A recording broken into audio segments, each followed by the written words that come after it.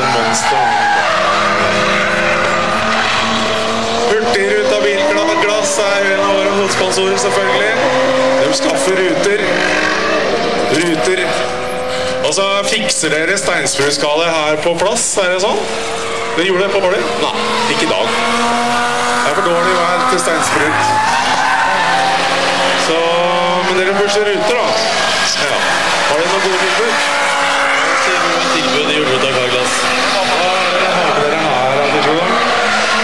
Nei, i dag så har vi med litt rabatter på ruter. Så bare komme inn av steinen, og vi lager en fin avtale for det.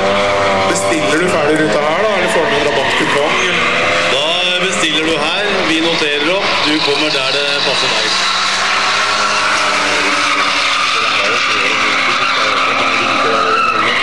Vi har 30 butikker, fra Tromsø til Kristiansand. Nå skal jo antall postkontor i Norge skjæres ned til 30, så da ligger